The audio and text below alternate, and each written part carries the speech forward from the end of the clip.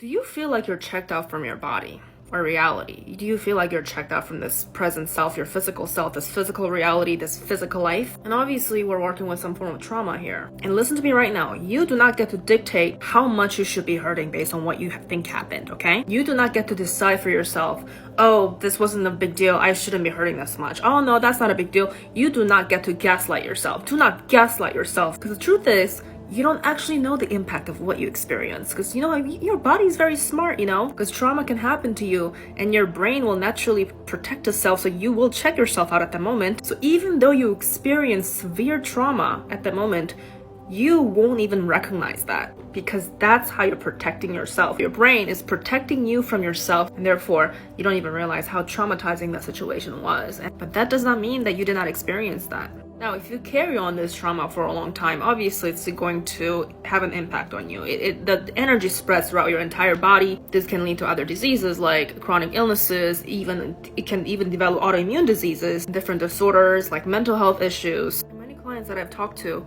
they don't even remember.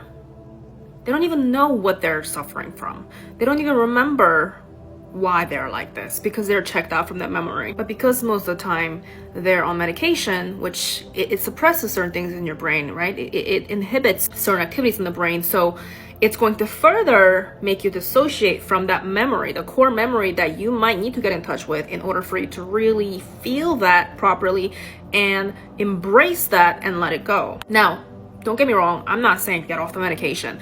This is just a general video. You're not in one-on-one. I'm not telling you anything about what you should do in your personal life. I'm not in one-on-one with you. But I'm just letting you know, all these different ways you think that you're helping yourself, it also might be blocking you from connecting with the very root cause of why you're hurting. So in a way, it's counterproductive. If you're asking, well, so what should I do? Well, that's a conversation you have to first have with yourself, first and foremost. What are you really ready for? You have to be very realistic, because sometimes you have certain obligations in your life where you can't immediately begin like this true naked raw healing journey. And healing journey doesn't have to look a certain way. It's a very individual journey that you make for yourself. But just know that there's levels to this. And if you by any chance feel stuck on the journey, where you feel stuck in your body and you feel dissociated, and no matter what type of methods you've tried, how many times you've tried, what type of medication you're on, you feel like crap in your body, just know that there's something else going on, or something else you might not be aware of, consciously anyway. Don't rush this process, but just be aware. Remind yourself that you're not a lost cause,